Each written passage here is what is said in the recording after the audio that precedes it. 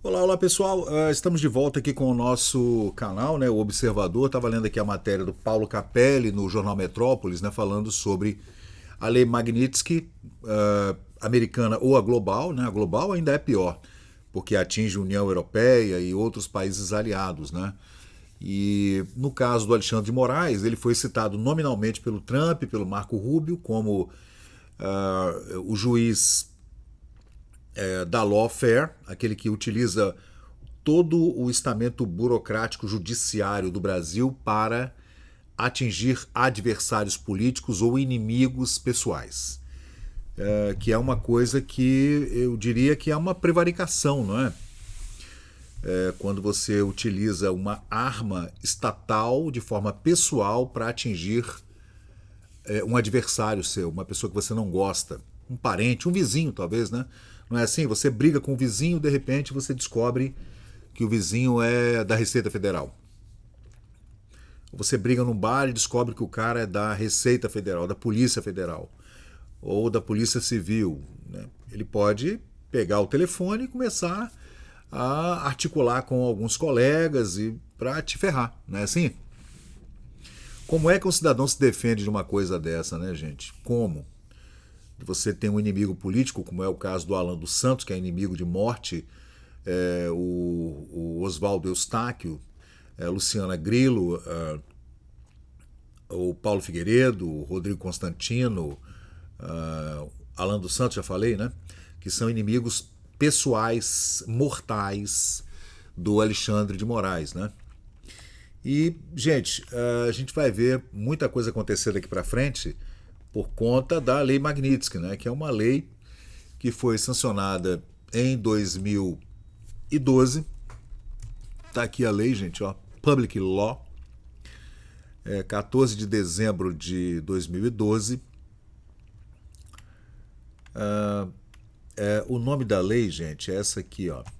Russia and Moldova, Jackson Vanik Repeal and Sergei Magnitsky Rule of Law Accountability. O ato de 2012, número 19, o SC 2101, né? Tá aqui. Gente, o caso foi que o Sergei Magnitsky, ele era um advogado e auditor fiscal na Rússia, né? E andou fazendo as investigações dele. Trabalhava na Receita Federal lá da Rússia, né? E descobriu uma série de membros do Partido Comunista, né? O pessoal lá do Politburo soviético, né? Roubando, corrupção pra caramba. E ele foi preso pelo Putin, colocado na cadeia, um ano preso, sofrendo tortura, até que ele foi morto na cadeia, né, gente? Em 2008 ele desvendou todo esse esquema de corrupção, a mesma coisa da Lava Jato, né? A mesma coisa da Lava Jato, Petrolão, Mensalão e agora INSS, sabe lá quem é que está morrendo por aí por conta da descoberta desses esquemas multibilionários de corrupção dentro do governo do Mula, para quem fez o L, né? A gente sabe como é que eles fazem a coisa, né? A última vítima que acabou conseguindo sair de tudo isso incólume, ou mais ou menos, foi o Bolsonaro, em 2018, quando atentaram contra a vida dele. Aí mandam aquela de lobo solitário, né? Lobo solitário do PSOL, né? Que enquanto estava em Juiz de Fora enfiando uma faca na barriga do Bolsonaro, ao mesmo tempo estava dando entrada no Congresso Nacional. E depois da facada apareceram 6 advogados em aeronaves particulares para defender o cara. Rapaz, que mistério, hein? E eu comentando ontem com um amigo meu aqui, o Big Beto, Bolsonaro vai na frente do Alexandre de Moraes, me faz aquela brincadeira. Pode fazer uma piada? Pode fazer uma piada? O senhor não quer ser meu candidato a vice ano que vem, não? Bolsonaro. Também não, né? Menos Bolsonaro. Menos Bolsonaro. Caramba, por que você não pergunta pra ele, cara? Fui eu que tomei uma facada na barriga. Fala isso na cara do Alexandre de Moraes, né? Não fazer piada com uma coisa assim, né? De você ter perdido anos da sua vida, né? Várias cirurgias por conta dessa facada do PSOL, do Adélio Bispo, né? E de lá para cá, porque a gente viu foi em 2019 a abertura do inquérito das fake news, o inquérito do fim do mundo, assim chamado, né? Não sei quem apelidou. Em 2020, a abertura do inquérito das milícias digitais, tudo numa coordenação com a Big Media, né? Talvez Globo, Band, Record, né? E as grandes, Estado de São Paulo, Veja, Folha de São Paulo, Isto É, sabe lá, né?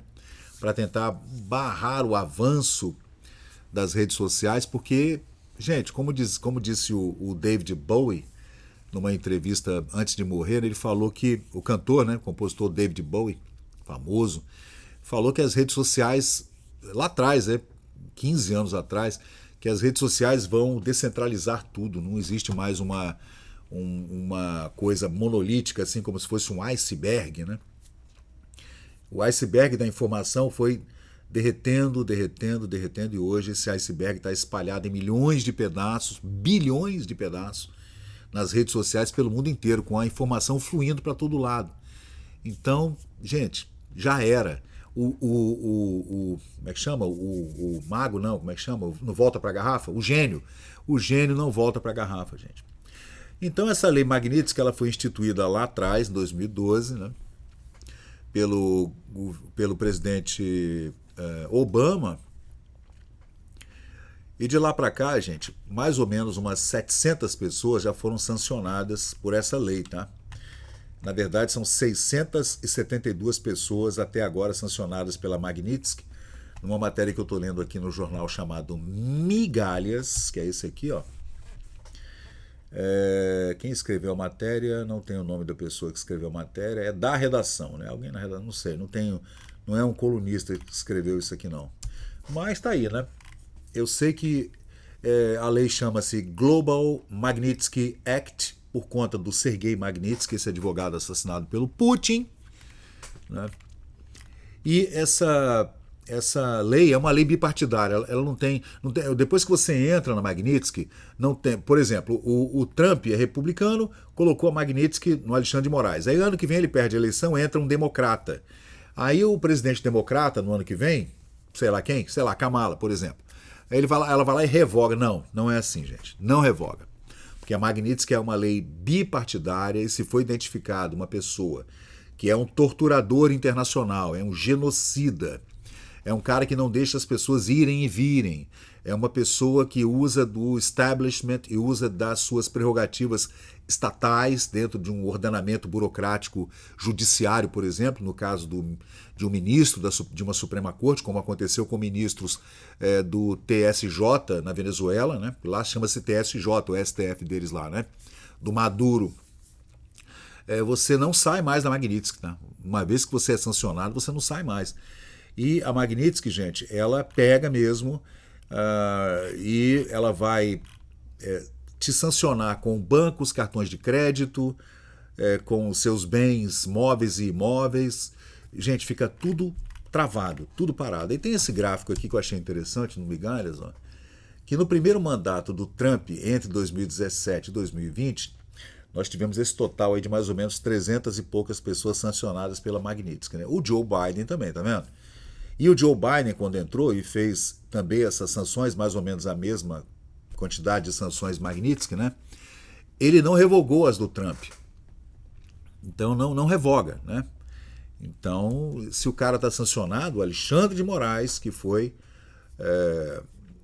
apontado pelo Trump pessoalmente, pelo Marco Rubio também, porque é o ditador maior da República hoje, né? É o Alexandre de Moraes. É como um poder moderador, ele está acima de supra tudo, supra governo, supra congresso, supra partidos políticos. Ele está acima, tipo um imperador, tipo um Dom Pedro II, né? Sei lá.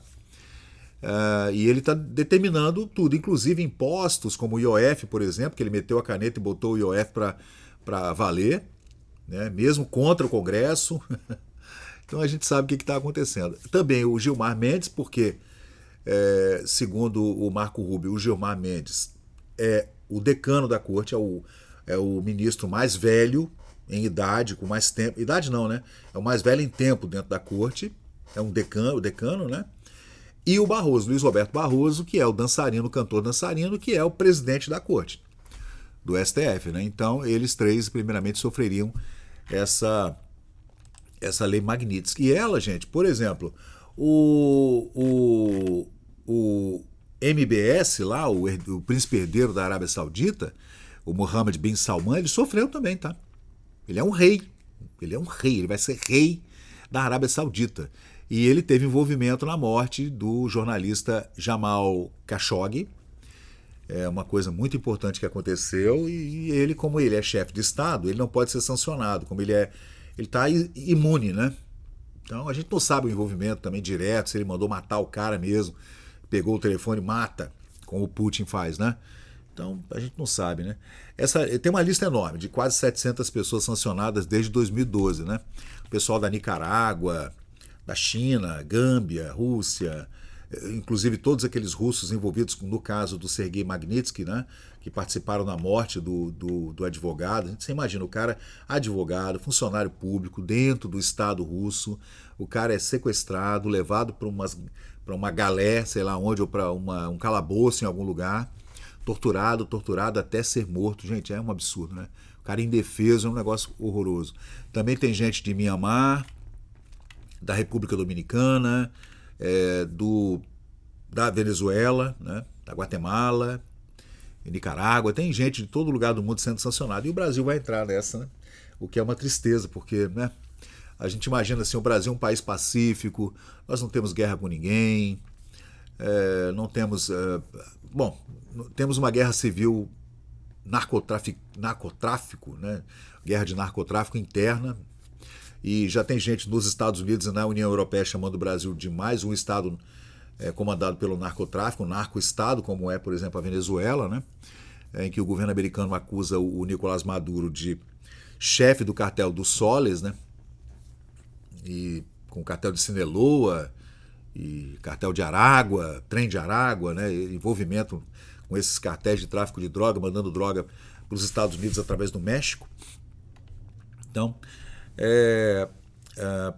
até o final de 2024 e começo de 2025, né, 740 pessoas já tinham sido sancionadas, né, e vai aumentar agora com Alexandre de Moraes, Gilmar Mendes e o Barroso. Os nomes completos estão disponíveis numa lista SDN na OFAC, que é o Escritório de Controle de Ativos Estrangeiros nos Estados Unidos. OFAC é OFAC. Esse é o órgão que fiscaliza todos os ativos de estrangeiros nos Estados Unidos. Se você tem casa, barco, avião, qualquer coisa, conta de banco, investimento, tudo. Se você tem uma fábrica, uma loja, tudo fica, se você é estrangeiro, né? Tudo fica dentro desse relatório SDN da OFAC, e é a partir daí que o Marco Rubio vai fazer essas sanções. A gente não sabe. Será que o Alexandre de Moraes tem imóvel nos Estados Unidos? Será que o Gilmar Mendes também tem? Assim, o Gilmar Mendes, como ele tem lá aquela faculdade dele lá em Lisboa, eu creio que eles devem estar com o cabelo assim arrepiado desse tamanho, né? Eles devem estar no cagaço, porque todo mundo transiciona em dólar, gente. Aí vem o Barroso falando, ainda temos Paris, né? Ainda temos Paris. Isso, Barroso. Como disse lá como é que chama? O senador Gazela Saltitante do Amapá. Vem pro Amapá, pô. Pra que Estados Unidos? Pra que Mickey? Pra que Pateta e Pato Donald, o Barroso? Alexandre de Moraes. Fica aqui no Amapá mesmo, que é muito lindo. Nós temos cactos, né? E ele falou sério, ele não falou brincando, não, tá? Ele não estava sacaneando, ele estava falando sério. Bom, ao todo, gente, juízes do TSJ, 14 juízes do Tribunal Supremo de Justiça da Venezuela, já foram sancionados pelos Estados Unidos, tá? E agora vai ser o senhor Alexandre de Moraes, o Barroso e o Gilmar Mendes. Vamos ver o que vai acontecer. E até sexta-feira agora, hoje é dia 29, dia 1º de agosto, sexta-feira agora, hoje é terça, a gente vai ver essas sanções aí de 50% para importação de produtos brasileiros lá nos Estados Unidos. Tudo isso para liberar o pessoal do 8 de janeiro, liberar o Bolsonaro, deixar o Bolsonaro elegível para o ano que vem, porque ano que vem, se Bolsonaro não estiver na campanha, segundo as palavras dele mesmo, o Lula já ganhou a campanha ano que vem. Porque ele está com a máquina na mão, ele vai enfiar dinheiro nessa campanha no ano que vem. A gente não sabe como é que o TSE vai mexer os botões daquela maquininha, né? E a gente não sabe o que vai acontecer nas eleições do ano que vem, do jeito que eles já estão tirando. Ainda dá tempo de tirar um monte de gente do caminho, né? o TRE de Minas está tentando tirar o Nicolas Ferreira, que falou que pode ser candidato ao governo de Minas, né? Então, vamos ver, gente. Lei Magnitsky, vamos aguardar cenas dos próximos capítulos eletrizantes dessa novela e nós somos testemunhas oculares e auriculares dessa história. Valeu, gente. Obrigado. Se inscreve no canal, por favor. Dá um like aí, dá uma curtida. Obrigado. Então, pessoal, valeu, obrigado por acompanhar o vídeo até o final. Se você gostou desse conteúdo, deixa aí o seu like, porque isso ajuda muito o canal a crescer. Aproveita agora para se inscrever, ativar o sininho de notificações. Sua opinião e seu comentário são muito importantes para nós seguirmos melhorando aqui o nosso conteúdo. Valeu, gente, eu sou Fábio Pirajá, muito obrigado e até o próximo vídeo.